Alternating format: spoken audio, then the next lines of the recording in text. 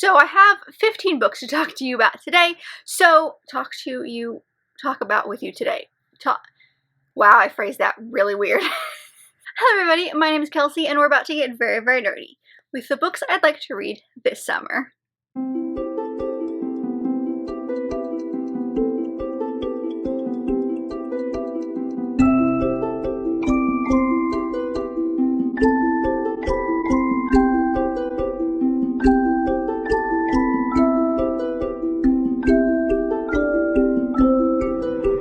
So over the last couple of years, I've really gotten into like seasonal TBRs.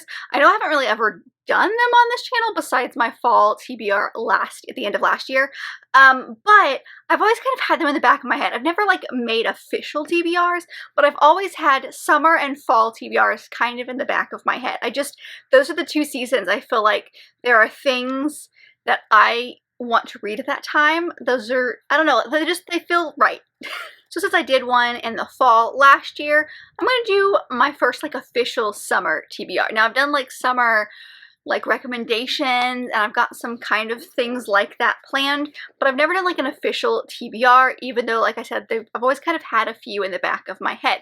So I think I'm going to make this a kind of a staple on this channel because I really enjoyed doing a fall TBR and it really helps me kind of guide, you know, not just like go, oh, that'd be really cool to read this time of year, but actually like have them written down so that they're at the forefront of my brain. So I have quite a few to talk with you about today. I don't think I'm going to get to all of them. There's not really any way that I can. I have 15 here total, and there's a chance I could get to them, and if I do, that would be fantastic, but I do not suspect I would get to all of them. But I do have them in kind of like 3 sections. So for me, when I think of like summer reading, I think of like contemporary romances in general. I mean, there are some fantasy books, there's some historical books, things like that that work for the summer. But when I think about summer reading, I think about what I want to read when I'm on the beach. And that's usually like a contemporary romance or some sort of romance of sorts. So a lot of this is going to be contemporary romances, but there are a few others within this list as well. As always, I will leave them all linked down below if you'd like to get some more information on them, but let's just get right into it. The first couple I have are actually YA books, which if you've been on my channel kind of semi-recently, I have said it a few times, but I'm starting to fall out of love with contemporary YA romances just because I think it's an age thing. I think that now that I've, you know, gotten older and like started to inch my way towards the 30s a little bit, the high school romances don't really do it for me anymore. But every once in a while, there's a good one that like really sticks out. And the first one is going to be Jay's Gay Agenda by Jason June. This one came out last year, and I also had it on like my tentative TBR for like the summer. It just feels like a very summer book. I'm not sure what it is. I'm not sure if it's the cover. I don't know if it's that fluffy kind of contemporary style, but this feels like a summer book to me. This was this author's debut last year, but it follows Jay. I feel like that's very obvious, but it follows Jay, and he lives in a relatively, I think, conservative small town. Sorry, no, rural, not conservative, rural Washington town. So he's not out. He doesn't feel comfortable being out, and all he does is sit around all day and listen to his friends talk about their very heterosexual relationships, and he's not a fan. But during the course of this book, his family moves to, I believe it's Seattle, where there is a thriving LGBTQIA+ community. Yes, it is Seattle, and so he decides to make this gay agenda, and like he writes out a bunch of things that he wants to do now that he can kind of be out and proud. And it sounds like it's going to be a coming of age story of this gay boy trying to figure out who he is as a person.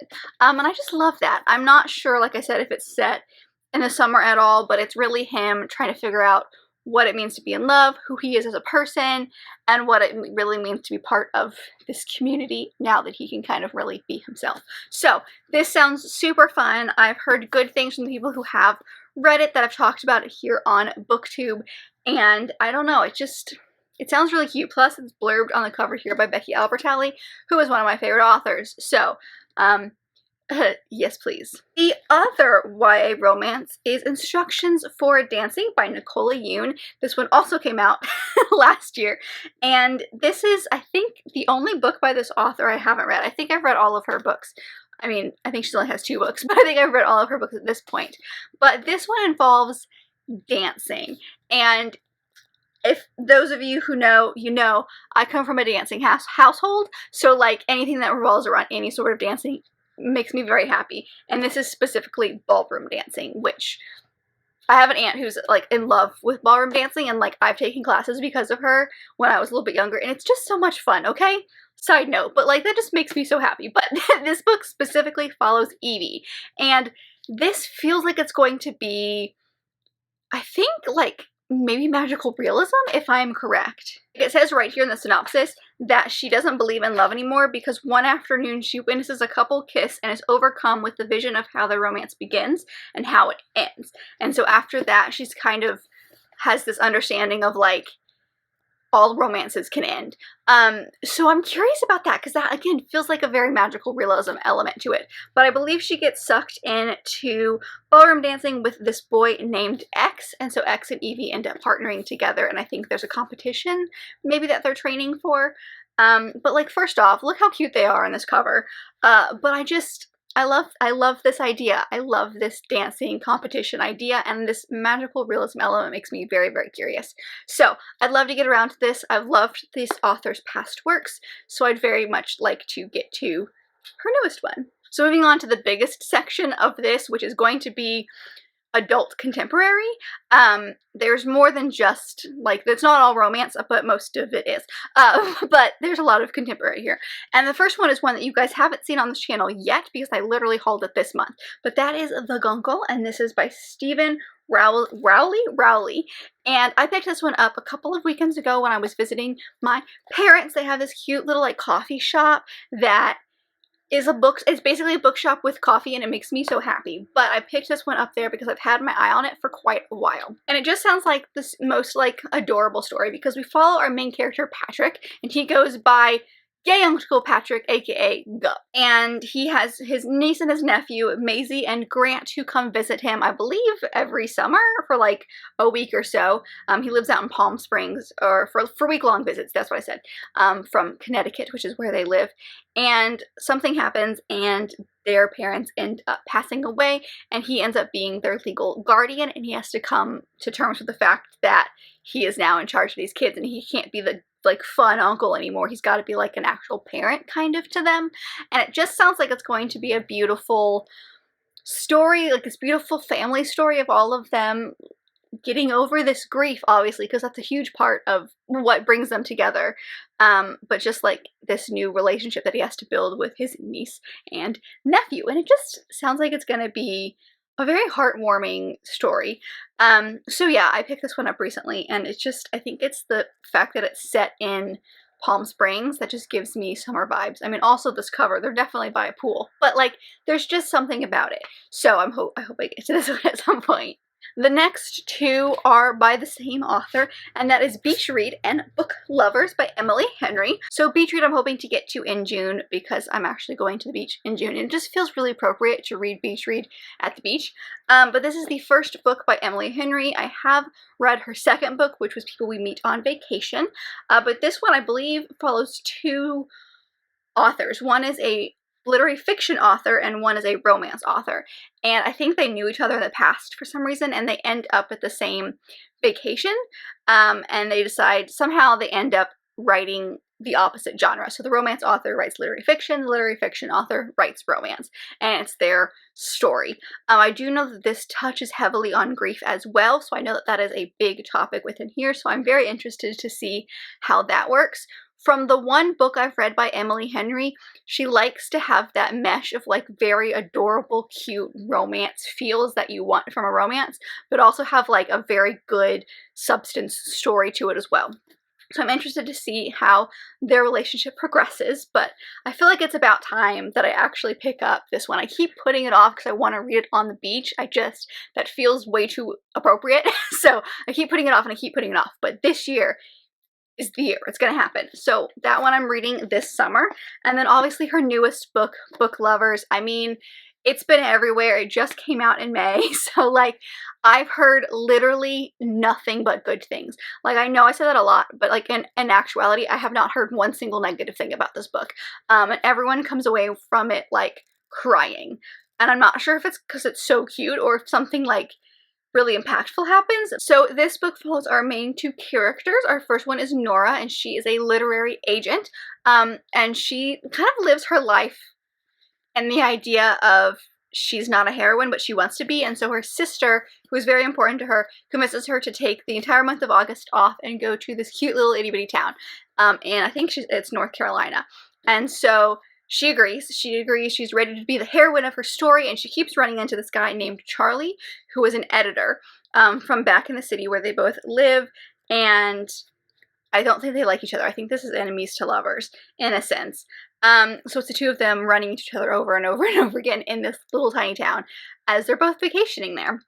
So all of her books have to do, I feel like, with vacation in some sense. So they're perfect for like that summertime. But I, again, have only read one of her 3 books, and I really loved it. So I'd love to get to her other 2 because, like, I don't know, like, I've heard good things, and I think they're going to be amazing. So those are another couple that I'd like to get to. The next one is a sequel, and that is For Aunties and a Wedding by Jessie Q. Sutano. I read the first one last month in April and really enjoyed it. I've talked about it a lot, but I picked up the second one. Well, I didn't pick up, I pre-ordered this one and it came in, and I adored the first one so much. It was so much fun, so much shenanigans, all the goofiness, and I just think that this is going to be perfect. So this follows on from the end of the first one, but this one follows Madeline on her wedding day. And her 3 aunts and her mother, I do this every time, but it's her 3 aunts and her mother, and her all own this, like, wedding company, so they each do something different in this wedding. She's the photographer, one of them is the flowers, one of them is the cake, one of them is the hair and makeup, and one of them is the entertainment. And so for her wedding, they hire this other Asian American family that does basically the same thing, but there are hints that they possibly could be part of the mafia and that something is going down on her wedding. So just like the first one, I think this one's going to take place during just one day, or mostly just one day of the wedding, and it's just going to be shenanigans galore. And I am so excited because I adored the first one. I thought the first one was so funny, and I can't wait to dive into the second one because, like, I just need more of them. Like, all these characters are so ridiculous. I want more. And also, like, what the heck is this mafia thing? Like, I need answers. The next one is one that literally came in the mail today. And it's one that I pre-ordered. I'm so excited. And that is The Emma Project by Sonalia Dev. This is the most recent book in her Rajays series, which is a series that follows this family called the Rajays, but it's all loosely based on some sort of Jane Austen book, and obviously this one is based on Emma. So this one follows along with this family. I will say you should read them in order. While they each follow a different sibling or a different cousin within this family, they do build on each other because, like, the back of this spoils the third book. But it follows our main male lead, which is Vansh, and he is, I believe, the youngest son of the Rajays. I'm trying to remember the order. He's one of the sons, but I feel like he's the youngest. I feel like there's only 4 Rajay siblings, and he's the one that we haven't talked about yet. And so it's him, and he is kind of just, he doesn't need to be anything spectacular. He's just kind of like traveling the world a little bit. And so it follows him, and then it follows our main female, Nina, who just got out of a long, like, 10-year relationship, and she is about to bring this really important foundation to South Asia, but then he shows up with his misguided, it says on the back, but his misguided Emma project, and they seem to be fighting for the same funding, and they also have a friends with benefits of sorts. But I know that there's an age gap here. I don't know how much it is, but our main female lead is just about to turn 40, and I know that in the original book, Emma, by Jane Austen, there is an age gap in that as well. So I'm curious to see how that's going to work, but I've adored these stories. I think they're so good because they have all of that amazing romantic elements to it without being too steamy. So if you're not someone who likes steam, these are probably better for you. I mean, they have them depending on which books. Some are more steamy than others, but they're significantly less smutty. They're more romance with a twist that talks about some sort of social issue. So I'm curious to see which one we will be talking about in this one, and I'm very curious about this last Rajay sibling that I feel like we haven't seen barely at all in the series because he's kind of been abroad for most of the series, and I love this series.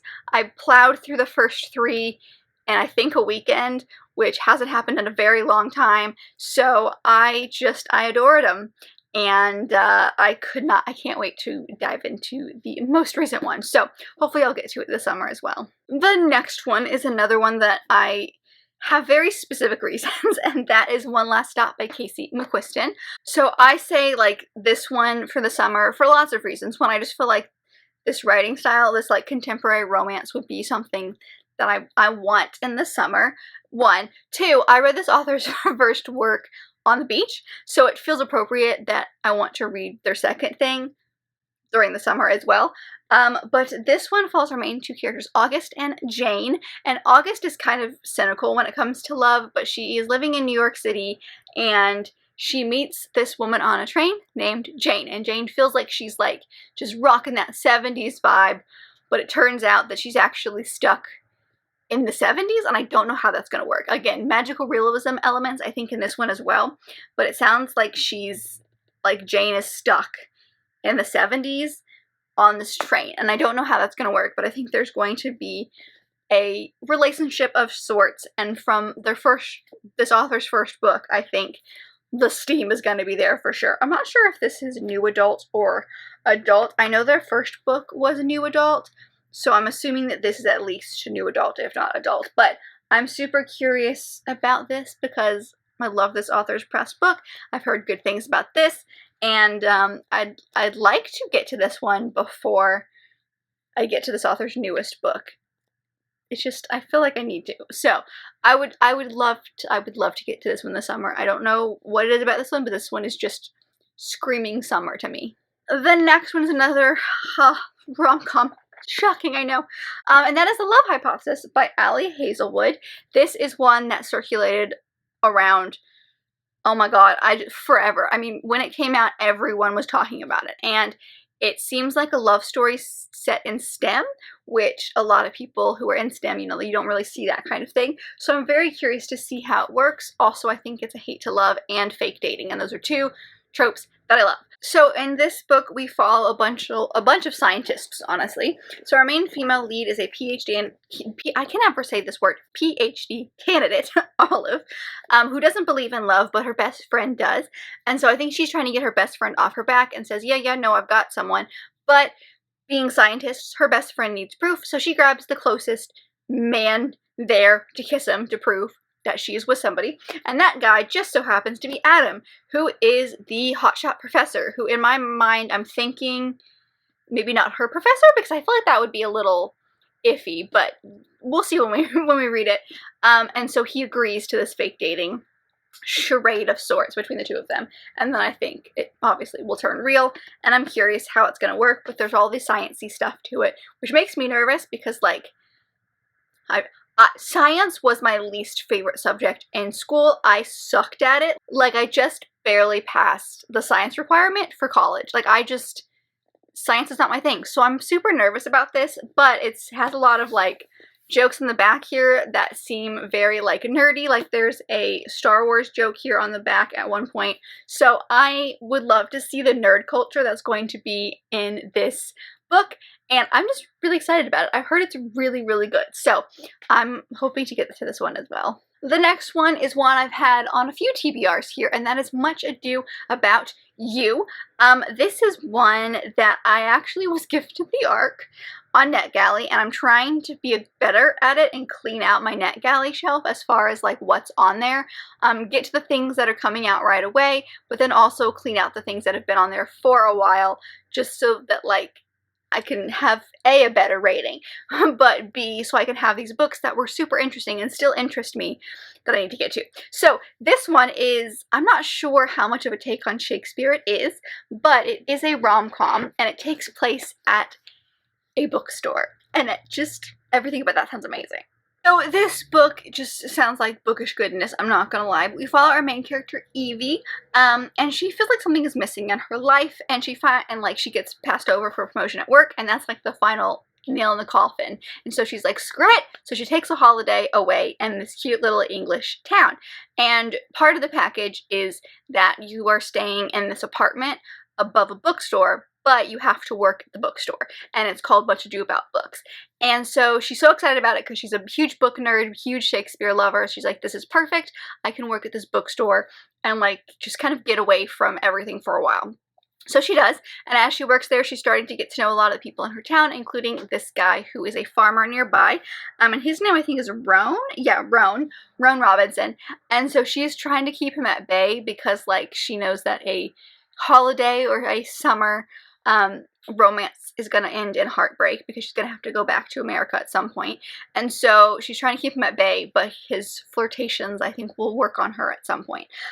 So it just sounds adorable. I think I will love this book. Again, all the bookish goodness, and like, who wouldn't want to go work a bookstore as part of like your Airbnb thing? Like, that sounds amazing. So I would love to get to this book as well. Another one is one I got here recently, and that is Love, Comment, Subscribe, and this is by Kathy Yardley. This is the first, I think, in a companion series. We follow two of our two main characters. So we have Lily, who really wants to be popular like online. So she's like a beauty guru online, and she just needs that one like final step to really start making this like enough money to make this a career. So we follow her, and then we follow this guy named Tobin, who is a YouTube gamer. And I think his agent is basically like, you need something just different. And so the two of them end up pairing up and doing a bunch of collabs together to help both of their careers out. And they did know each other when they were in high school. So it's just the two of them and a romance that blooms. But the fact that they're both on YouTube, that just kind of feels really fun, is to like read about something that like you're doing in your own life.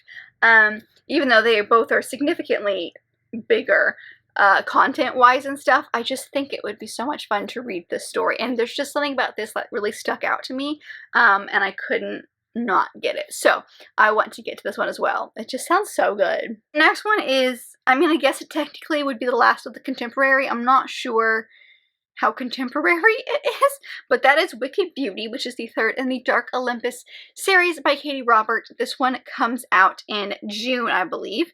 Maybe July. No, I think it's June. And I love this series. I read the second one, I think last month. Yeah, I read it in April, and it's just like reignited my love for the series. And I want the third one. I'm so excited about the third one.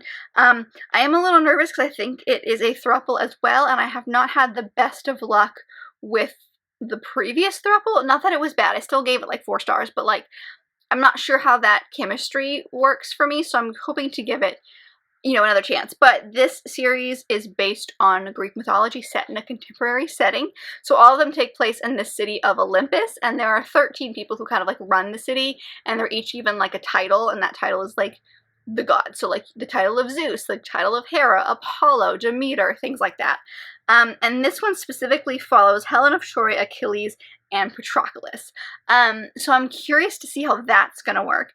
We have met all of these characters in previous books, or at least they've been mentioned in previous books, so we know where they're coming from. So this entire book, I've just kind of looked up what this is about, like specifically. The last two have followed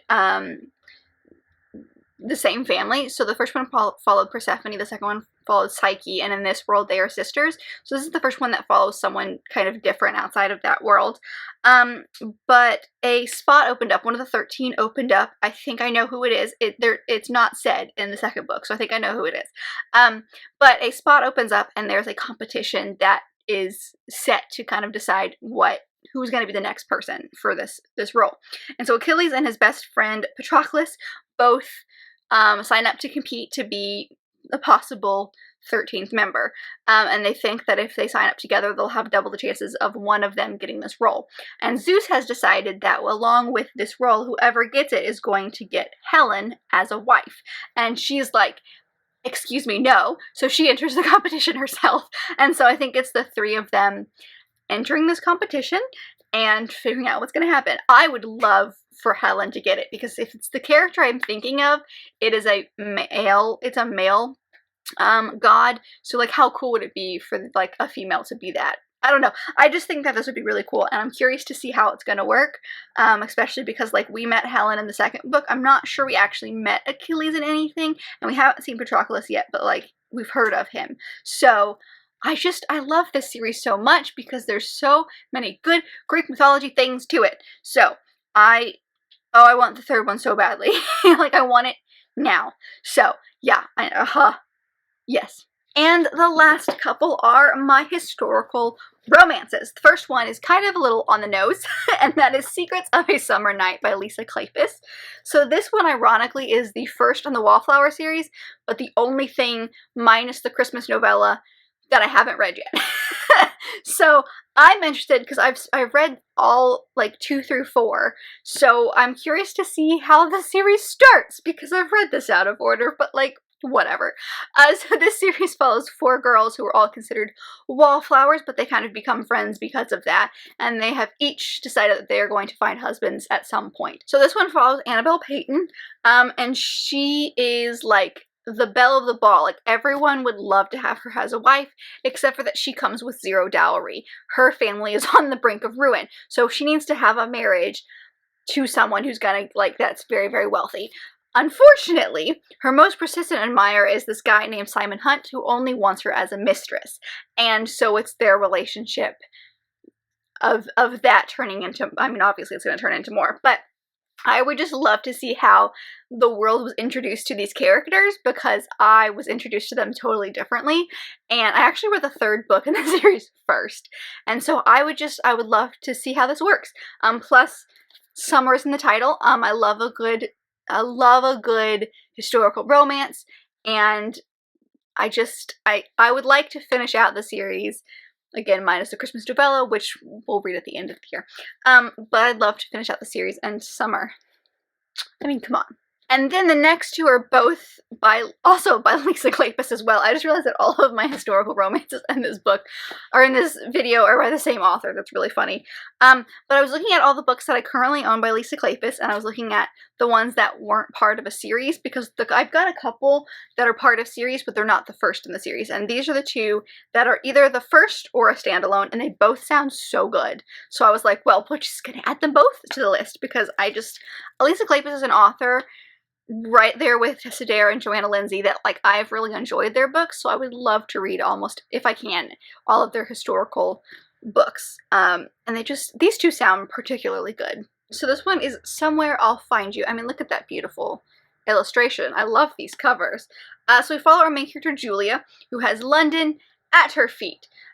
She could be anybody's for the asking, except for she has a secret, which is she's already married, but she doesn't know her husband. And then there's this guy named Damon who is trying to get out of this marriage that his parents like secretly wed him to without his consent. So he's trying to find this woman so that he can get out of this marriage, and it turns out that the person who ends up being his bride is actually the one that he really wants to make his mistress, and so it's their relationship. There's a lot of mistress things happening, apparently, but it's them. I'm assuming it's going to be like a second chance romance, just because they're already married, even though I don't think either of them have actually met each other, but I'm curious about Julia and Damon's story, and there's just something about this that sounds really interesting. I think this is one of her older books, if I am correct. I'm not 100% sure. This came out in '96, so I would love to get into this one. It just sounds really cool. And then the other one is one I picked up because the cover is stunning, and that is Somewhere to Watch Over Me. And like, this is just like, look at that. Sometimes I find the most stunning covers at my used bookstore. I can't get over it. I can't get over it. So this one also sounds these all sound so good. So this one follows our main female, who ends up, at the beginning of the story, wakes up and she has been saved from a fall in the Thames, but she can't remember who she is. And she is told that she is Vivian Rose Duval, one of London's scandalous beauties, and she has been rescued by the charming Grant Morgan. But she thinks deep down that this is not actually who she is. And then on Grant's side, he is really like, he's been with almost every single woman. I think he's a rake, but he's known every kind of woman. Sorry, every kind of woman. And she is not this seductress that he and the world originally thought. So as I think the two of them trying to figure out what's going on and maybe figuring out who she actually is, I don't know. But it just sounds really cool, and again, I picked it up because of the cover, but it sounds really, really good. So I'd love to get to this one as well. And that is it. Those are all of the books that I'm hoping to get to at some point during the summer.